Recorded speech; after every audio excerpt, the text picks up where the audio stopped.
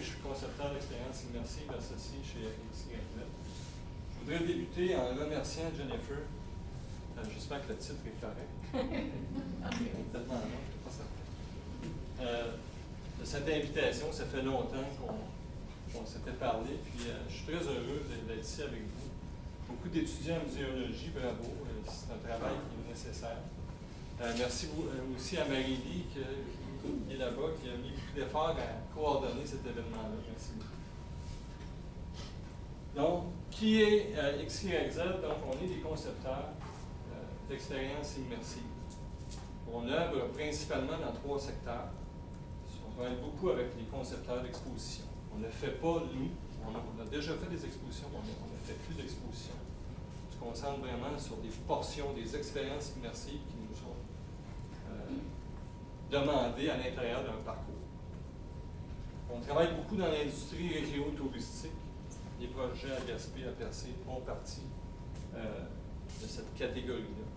Et on travaille aussi pour des corporations qui ont des besoins, je dirais, spécifiques. On est issu du monde du spectacle, c'est probablement notre particularité. On a bifurqué à un moment donné vers des installations permanentes, mais notre background est vraiment dans le domaine du spectacle. 70 employés, un bureau à Montréal, un bureau à Québec. Depuis un an, un bureau à Dubaï, parce qu'il y a beaucoup de projets là-bas. Et un bureau à Mérida, au Mexique. Donc, au programme ce soir, je vais vous parler un peu de mon parcours. On va parler du système cognitif de l'être humain. Non, on n'est pas dans un cours de science, ne vous inquiétez pas. Je vais vous parler aussi d'immersion qui égale de la rétention.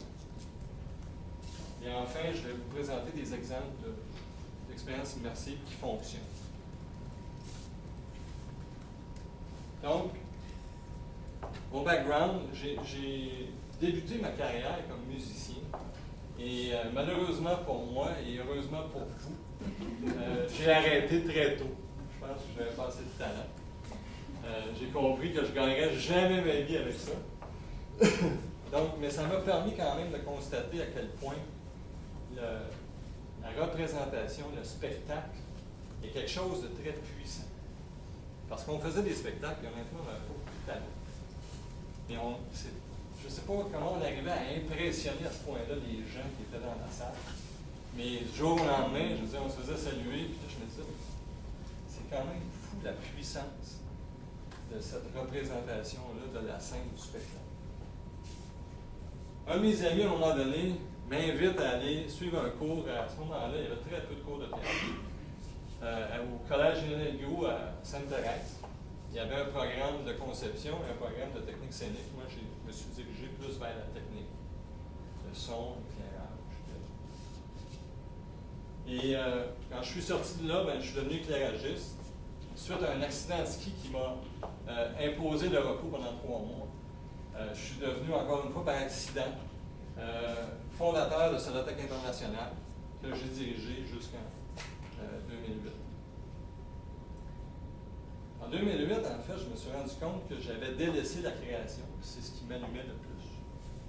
Donc, quand j'ai eu l'opportunité de me joindre à XYZ, ça a fait en sorte, ça a comme réanimé ce besoin-là que j'ai de travailler dans la création.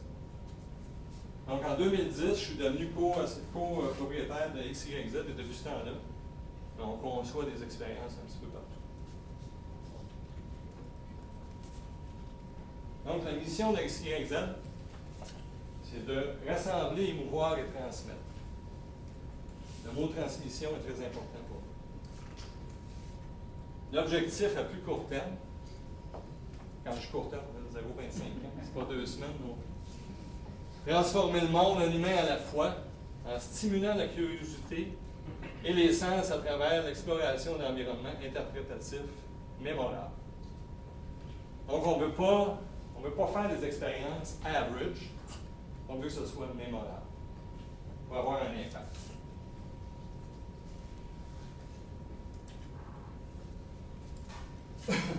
Donc, vous avez vu dans la description, on parle de sens. Donc, pour nous, les expériences, c'est très important. Soit liées au sens. Évidemment, le goûter, on y touche un petit peu moins. Je sais qu'il y a des gens de la SAT, à un moment donné, qui ont fait des expériences pendant des représentations avec. Il y avait du service de nourriture, etc. Nous, on est un petit peu moins là-dedans, honnêtement.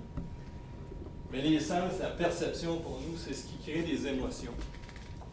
Parce qu'on perçoit, et tout ça se mélange dans notre cerveau avec tous nos paramètres cognitifs, si vous voulez, la mémoire, la personnalité, la génétique, et ça crée des émotions.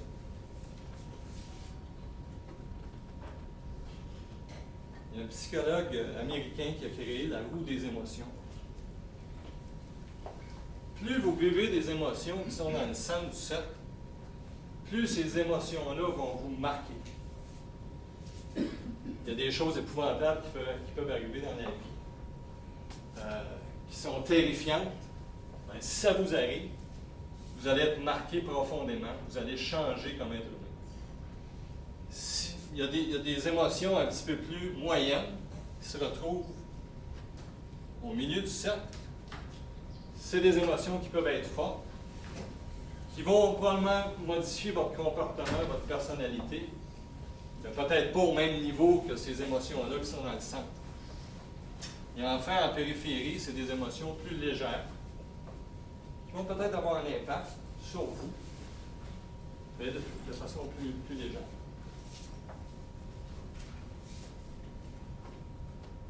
Ça, c'est un graphique calorifique.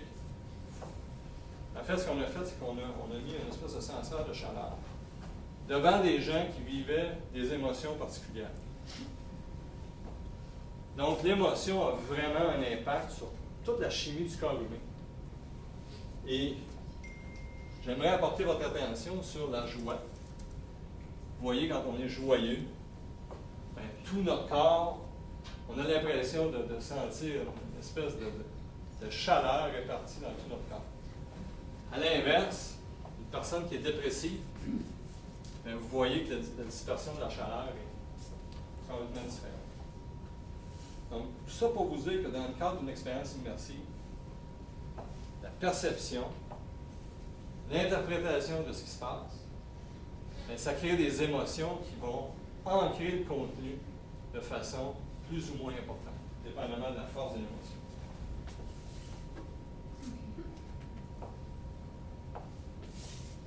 Désolé, c'est un petit peu violent, mais je voulais illustrer mon propos.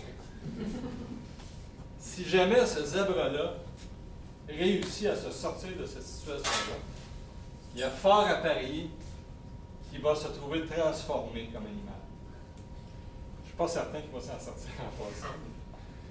Pourquoi? Parce que là, tous ses sens sont en éveil et sa vie est en danger.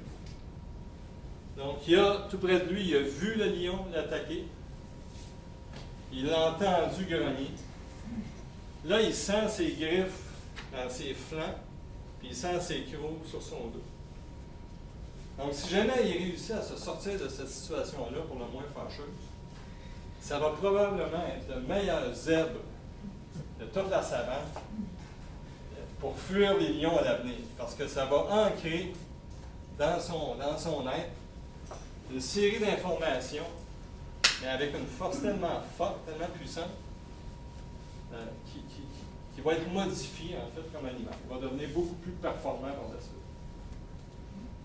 Donc, dans le cas du zèbre, c'est clair qu'il est dans la terreur.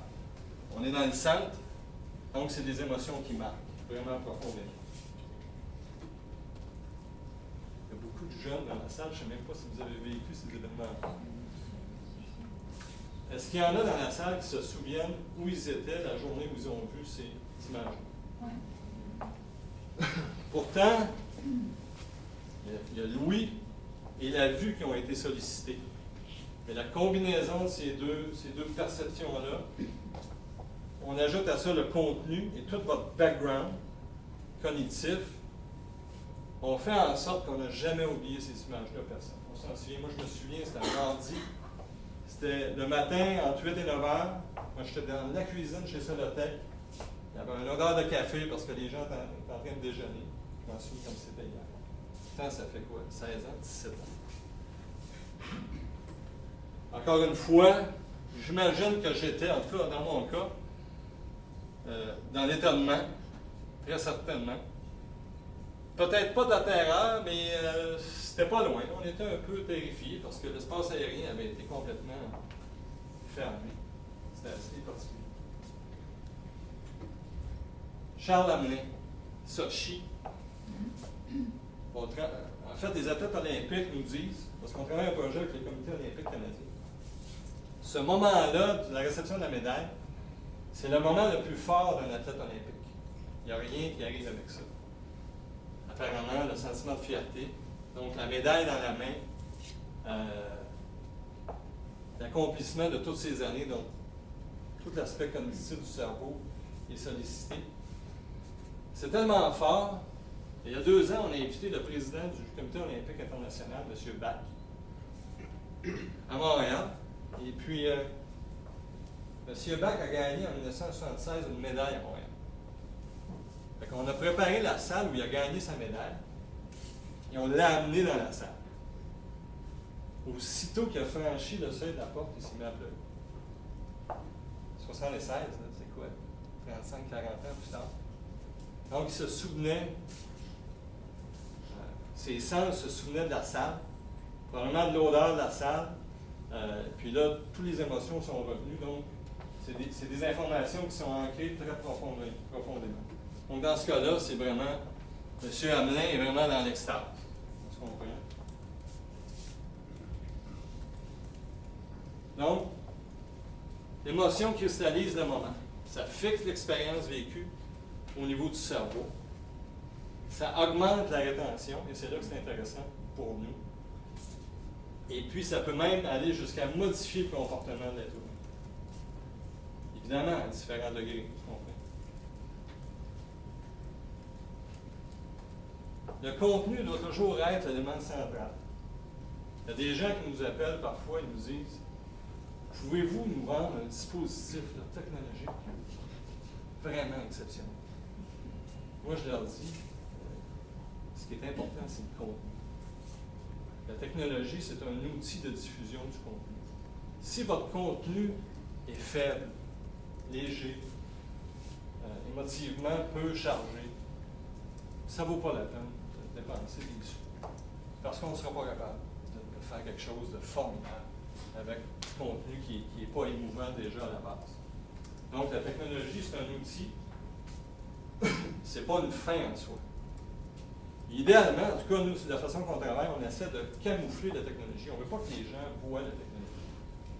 On veut la cacher, qu'elle fasse son travail, puis qu'elle nous permette de diffuser de façon efficace le contenu. Je vous présente les ancêtres d'XYZ. Pourquoi les ancêtres d'XYZ? C'est que ces gens-là, j'espère qu'il n'y a pas de scientifiques dans la salle, je vais essayer de ne pas me tromper. Il y a 40 000 ans, les Homo sapiens, l'époque paléolithique supérieure, je crois. Il n'y a personne qui réagit, ça devrait être correct. En fait, ces gens-là avaient besoin de la chasse pour survivre. Je veux dire, la communauté dépendait de la chasse. Donc, il fallait absolument préparer les futurs chasseurs qui avaient à l'époque, je ne sais pas, 11, 12, 13, 14 ans. Donc, les guerriers qui revenaient de la chasse peignaient dans la grotte des scènes de chasse. Ils créaient une cérémonie où les jeunes étaient invités. Fait qu'imaginez-vous, imaginons, je ne sais pas quel âge il y avait, mais les jeunes qui se préparaient à chasser, mettons qu'il y avait 14 ans. Vous arrivez dans la grotte, vous voyez ces colosses-là, des hommes braves, courageux, l'odeur du feu, les dessins, les scènes sur les bêtes énormes sur la paroi. Et le chef de bande, j'imagine, devait prendre la parole avec plus des bruits que des mots, j'imagine. Des choses comme ça. Et ça devait être extrêmement impressionnant. Puis ces jeunes-là devaient être marqués au fer rouge. C'est certains qui se souvenaient de ça pour le restant de leur vie, la première fois qu'ils vivaient ce genre d'expérience. Donc, je vous raconte ça simplement pour vous dire que l'expérience immersive, le fait de raconter quelque chose et de le vivre, c'est pas d'hier. Et probablement que ça ne disparaîtra pas demain non plus. Parce que ça fait 40 000 ans que ça existe. C'est seulement les outils qui sont différents. Donc, encore une fois, nos jeunes chasseurs, il y avait sûrement de l'admiration pour ces chasseurs-là, mais il devait y avoir aussi énormément de terreur à l'idée de chasser ces bêtes énormes et éventuellement de risquer sa vie. Même chose avec les Autochtones sur le continent ici. Même genre de rituel, en fait. Et là, ça nous amène au moment de la formalisation de la représentation théâtrale. Donc, pour la première fois, les Grecs formalisent le lieu où ces cérémonies-là ont lieu. Ça, c'est un théâtre qui date possiblement de 300 ou 400 ans avant Jésus-Christ. Donc, on est en Grèce antique. Ça devait avoir l'air de ça à peu près. Donc, il y avait des immenses spectacles, événements. Dans ce cas-là, Dionysos, qui est le fils de Zeus, qui représente le dieu du vin, de la vigne, en fait, des excès, de la folie, de l'extravagance. C'était des immenses spectacles à grand déploiement qui, encore une fois, ancraient l'information de façon assez profonde, étant donné l'aspect multisensoriel de ces trucs. En Grèce antique aussi, Platon amène le concept de mimesis, qui jette les bases du théâtre antique grec, mais éventuellement qui va aussi influencer beaucoup de théâtre moderne. Donc, l'idée ici, c'est pas de reproduire l'apparence du réel, mais beaucoup plus de l'évoquer. Et c'est souvent ce qu'on fait lorsqu'on met en place des expériences immersives sur une thématique. L'idée, c'est pas de recréer la réalité, c'est de l'évoquer, de créer des émotions. Donc, les Incas au Pérou, on est encore dans la même dynamique. L'évocation, donc c'est une cérémonie au soleil. Les champions, là, toute catégorie, la représentation théâtrale, je dirais, c'est les Mayas. Donc, les Mayas allaient jusqu'à construire leurs bâtiments en fonction des astres. Et au moment du solstice d'été, imaginez-vous, là, vous avez le roi qui apparaît en haut et le soleil en contre-jour exactement à cette date-là. C'était quelque chose qui devait être très impressionnant, qui en quelque sorte déifiait cette personne-là. Donc, les gens qui étaient là, de toute évidence, se disaient, mon Dieu, cet homme-là est connecté avec Dieu, c'est certain. Pour ajouter à l'émotion, au sens, aux sensations, vous voyez la foule qui est là derrière. On sacrifiait des vierges. Quand je dis sacrifier, là, c'était décapiter. C'était une offrande aux dieux pour s'assurer de la clémence, des éléments naturels pour les mois qui venaient. Fait que si vous aviez assisté à ce genre de cérémonie-là, c'est certain que vous seriez marqué par les émotions que vous auriez vécues. Parce que ça devait être extrêmement puissant. Donc, encore une fois, j'imagine, les gens devaient être entre l'admiration, la terreur, l'étonnement peut-être. Mais évidemment, quand on sacrifie ou on décapite quelqu'un, ça devait être assez ancré assez profondément, ces émotions-là. Donc, un rituel maya. Vous voyez que ça n'a pas changé beaucoup, là. On vient de faire un saut de plusieurs centaines d'années. Regardez les deux images. Ça, c'est Lady Gaga l'an passé à la mi-temps du Super Bowl. Il n'est pas loin, là. La seule différence, c'est la dimension de la grotte. Les Homo sapiens, c'était plus limité. Ça. Ce qu'il faut comprendre aussi là-dedans, c'est que l'être humain est un animal grégaire. On aime vivre des choses en groupe. C'est une preuve ce soir, on se rassemble. Pourquoi? Je ne le sais pas, je ne suis pas un spécialiste de cette question-là, mais on aime vivre des choses en groupe. Puis quand on va voir Céline Dion à Vegas, c'est le fun, parce que c'est plein de Québécois comme nous autres autour. Et on trouve ça plus formidable que si on écoutait le son 10 dans la voiture. Pourquoi? C'est comme ça. J'ai un vieil ami scénographe qui fait des salles de spectacle partout dans le monde. Il m'expliquait que ses clients ont beaucoup d'intérêt à préciser la relation entre l'acteur et le spectateur. Et lui, il me disait, plus ça va, plus je mets du temps à m'assurer que la relation entre les spectateurs est intéressante.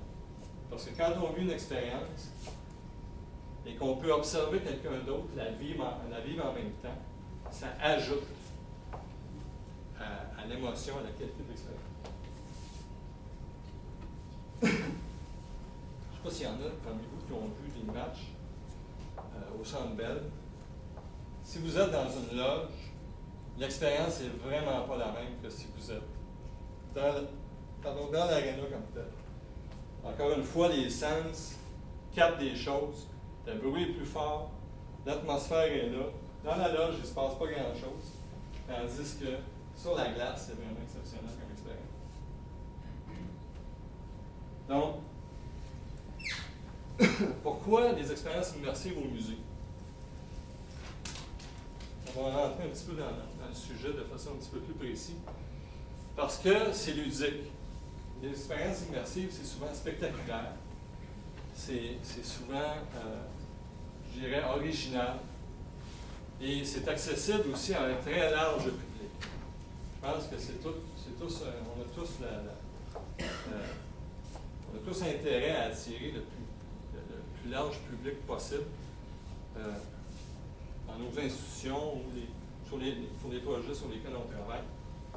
Et les expériences immersives, comme je vous l'ai démontré, les émotions qu'on crée, plus on crée des émotions qui sont fortes, bien, plus ces émotions-là vont cristalliser le moment que vos visiteurs vont vivre.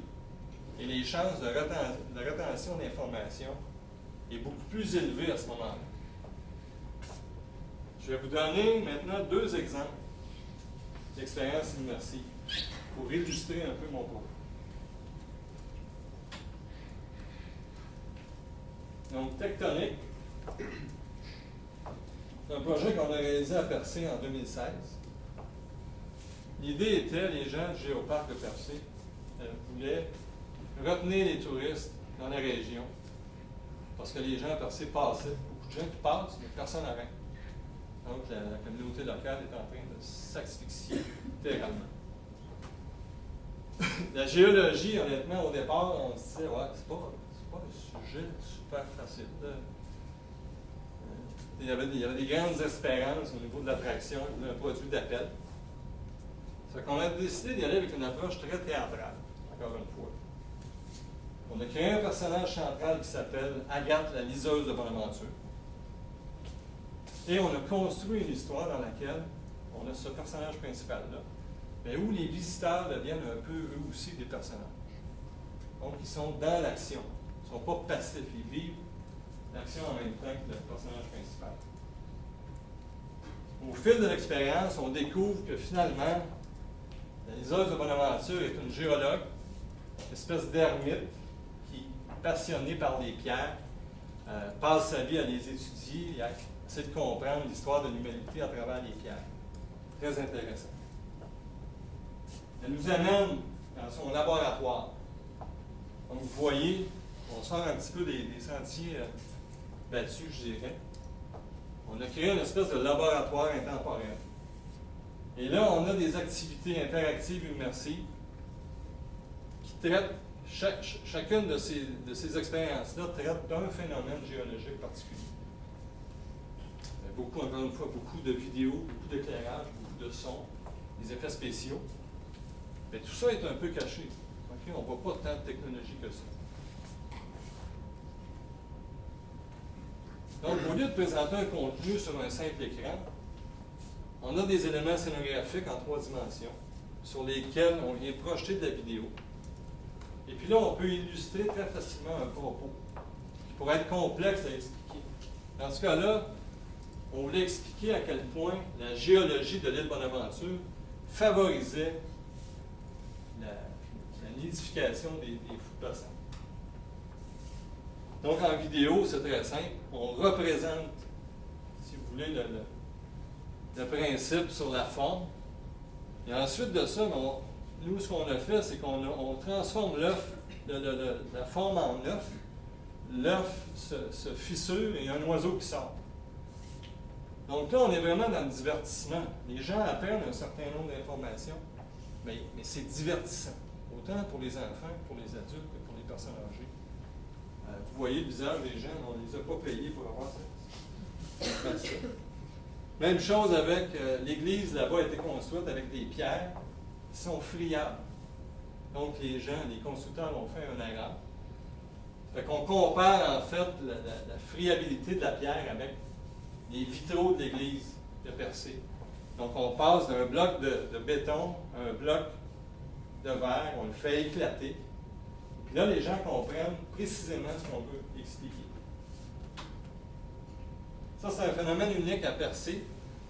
Ça s'appelle la calcrète. C'est très, très, très exclusif. Encore une fois, complexe à comprendre, mais avec la vidéo, ça simplifie énormément le procédé. L'eau est un élément important dans l'érosion. On a créé un petit jeu interactif où les jeunes peuvent s'amuser, créer des espèces de cercles dans l'eau. Donc, l'idée, c'est de s'amuser en apprenant. On a créé un bac à sable interactif aussi. Au départ, c'était pour les enfants. Mais les adultes, vous voyez, c'était très populaire par tout le monde. C'est une façon de comprendre les mouvements de plaques et les différentes couches de sol. Donc, c'est un bac à sable, littéralement. Et puis, dépendamment de la hauteur du sable, si on creuse profondément dans le bac, on crée une rivière avec de l'eau qui s'anime. Si on va un petit peu plus haut, là, on a toutes les couches. Si on fait une montagne, on voit le gazon, puis éventuellement les neiges éternelles sur le bout. Tout ça est complètement automatisé. C'est un jeu, vraiment ludique, mais en même temps, on transmet des notions géologiques de façon simple. L'interactivité. Évidemment, c'est un parcours qui est long guidé, qui est aléatoire. Les gens peuvent faire les stations dans l'ordre, dans le désordre. Et à 3 moments durant la visite, il y a des espèces de spectacles collectifs, je dirais. Donc, on ferme les lumières, on a une alarme avec une immense lumière rouge. Les gens pensent que le feu est pris. À un moment donné, ils se rendent compte que c'est dans le scénario.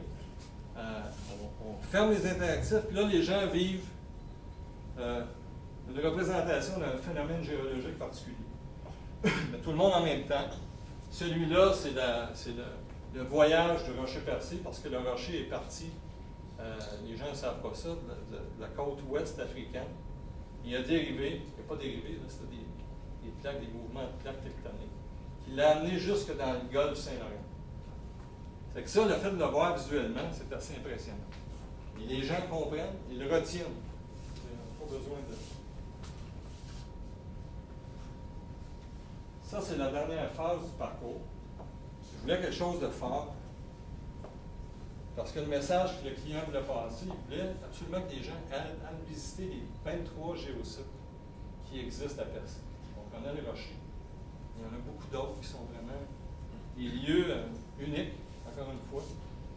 Fait qu'on a créé l'immense mur. Si j'enlève la vidéo, là, ce mur-là est blanc. Et la pierre qui est là est en relief, mais elle est blanche aussi. Donc, ce que vous voyez là, c'est de la vidéo. Ce qu'on voulait créer comme impression, c'est que la pierre se détachait de la montagne qui est derrière le pavillon, puis qu'elle venait transpercer le mur. Et c'est impressionnant. Je veux dire, j'entends des gens crier là, quand ça se passe. Mais une fois qu'ils sont dans cet état-là, vous avez des sens très aiguisés, l'émotion au maximum. Le message qui suit, là, le niveau de rétention est assez élevé parce qu'ils sont, comme je vous dis, en état d'éveil vraiment. Là, je pense que j'ai un petit clip, ça va vous donner une idée. Ça démarre lentement, ça va peut-être être fort. C'est juste pour vous montrer l'effet. C'est immense, là, c'est 4-5 mètres de haut.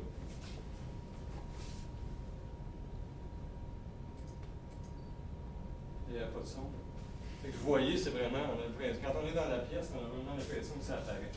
Puis comme c'est de la vidéo, après je peux faire ce que je veux avec le dispositif.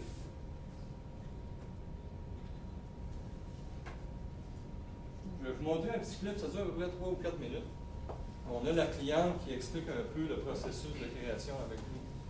Ça va vous donner une idée aussi de voir le projet avec des gens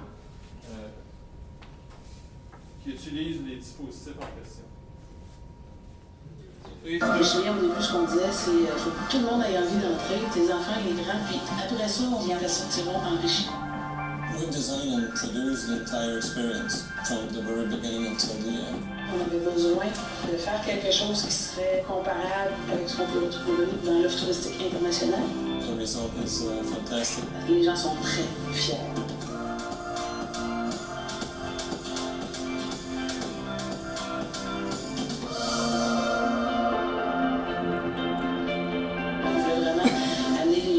Des choses différentes à percer. Donc, c'est en 2015 qu'on a lancé un appel d'offres. On a invité des firmes spécialisées au Québec, dont XYZ. On connaissait un peu, on savait un peu qu'est-ce qu'ils faisaient, mais on les a invités à soumissionner. Basically, we create immersive experiences for museum, entertainment businesses, and also custom-made solutions. Tectonic is an immersive and interactive show based on the specific geology of the region of Crusade. La géologie, ça peut intéresser tout le monde, mais à prime abord, c'est pas le sujet de prédilection pour attirer les touristes nécessairement de tout âge. Ils nous ont proposé quelque chose qui ressemble quand même beaucoup au produit fini, mais qu'on a quand même eu la chance de travailler avec eux beaucoup. Donc c'était un concept qu'ils nous proposaient et qu'on était capable de développer. We decided to create a kind of journey to let the people live different type of experiences instead of having only one centerpiece. We've been using, of course, a lot of technology, but more specifically a lot of video projection. So we project video over many different type of surfaces, rocks, wood, panel, sand, everything. So we've spent many weeks and months looking at all those things in our workshop to make sure that all the details were addressed properly. C'était un travail extraordinaire de collaboration, beaucoup d'échanges. C'est ça, je pense, le principe de la création, c'est de partir avec beaucoup d'idées puis de revenir avec quelque chose de concret. Et ils nous ont présenté le produit qu'on imaginait. The most important thing is always the content. Technology is our tool to deliver the content to the public. So we always have to keep in mind that those messages and information are the main character of the show that we're producing. Ils ont travaillé fort, je sais qu'ils ont travaillé très fort pour vraiment travailler. Ils sont venus ici. Ils sont venus vraiment s'inspirer du milieu, mais on est arrivé vraiment avec quelque chose d'unique, qui part de chez nous, donc qui est finalement pas comparable avec rien d'autre, mais qui est vraiment à la fin de compte. Je peux dire aujourd'hui, c'est mission accomplie.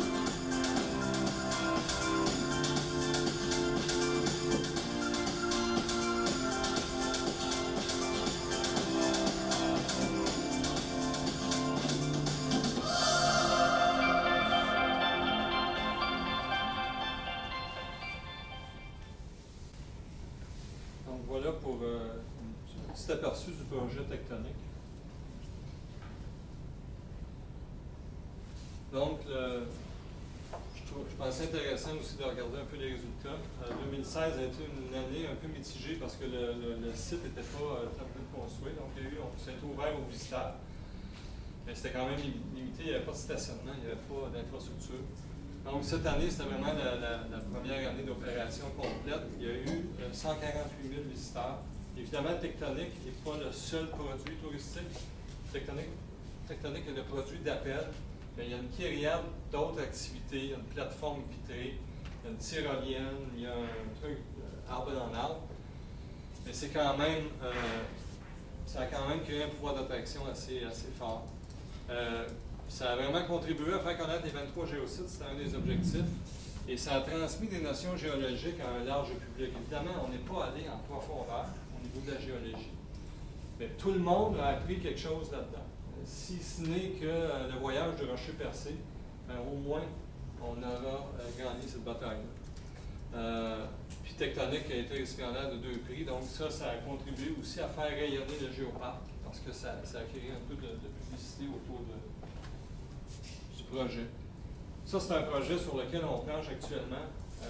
Jennifer en a parlé tantôt, Statera.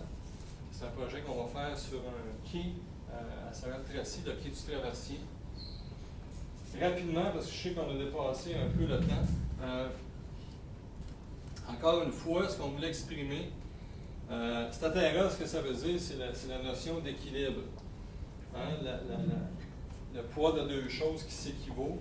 Sorel est une ville très industrielle, un lourd passé industriel. Il y a eu beaucoup de contamination dans les années 20, 30, 40.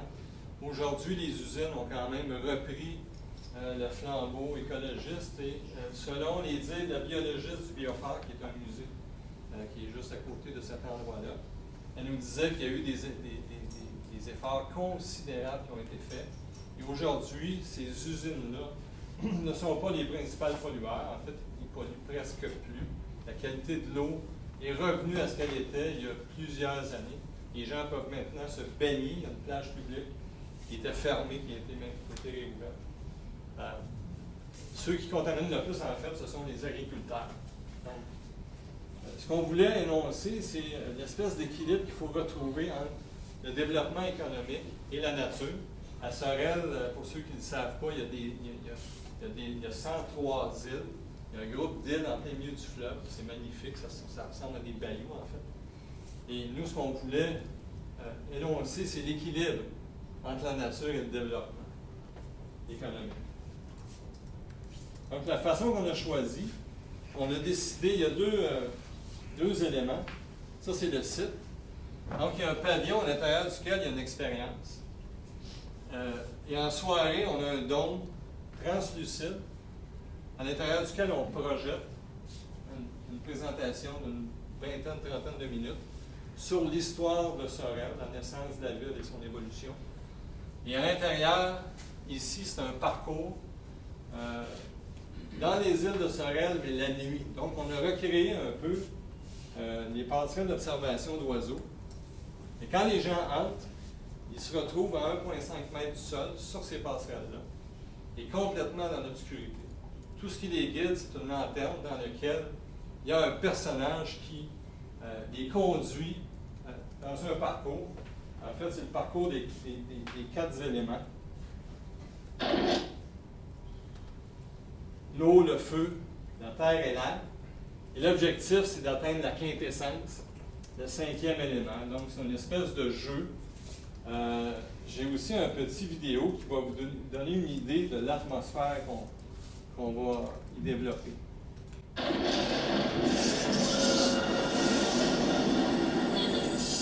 nuit, en amont du lac Saint-Pierre, le feu, la terre, le vent et l'eau se déchaînent dans une tempête. Ce tourbillon d'éléments nous transporte hors du temps sur Statera, la 104e île de l'archipel. Une île fabuleuse du fleuve Saint-Laurent qui a le pouvoir de préserver le fragile équilibre de la nature.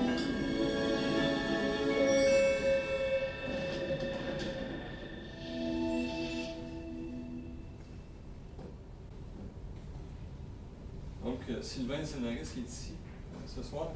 Pendant ses recherches, je me suis rendu compte que les solides de Platon étaient presque identiques aux éléments que les Abénaquis de la région de Sorel-Tracy illustraient.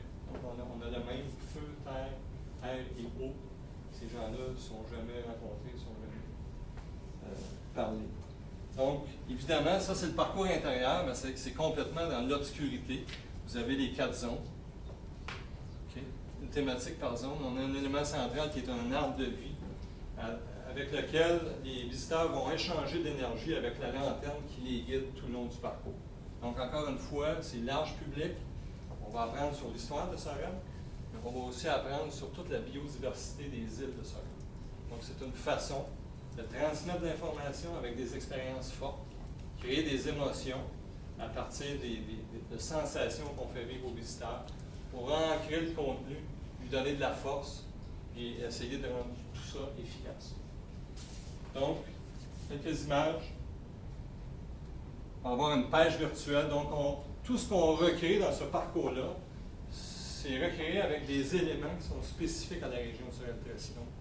Encore une fois, question de respect aussi des éléments qui sont spécifiques à la région. Donc, ça vous donne une idée, on va passer par la zone du feu, l'air, beaucoup d'interactivité. On va vivre une expérience sous-marine. Et l'immense dôme entre les représentations en soirée, bien, ça devient un élément, une signature visuelle sur le quai, c'est énorme, là, c'est à 60 pieds de diamètre. Et ça devient interactif. Ça veut dire que les gens, les enfants, les familles vont pouvoir animer ce dôme-là, contrôler l'imagerie qu'il y a sur le dôme entre les représentations, parce qu'on le voit des deux côtés, c'est une toile qui est translucide. Donc voilà, je ne peux pas vous en dire plus. Je vous invite à venir vivre l'expérience. C'est à 50 minutes de Montréal, donc vous êtes les bienvenus dès juin 2018. Voilà.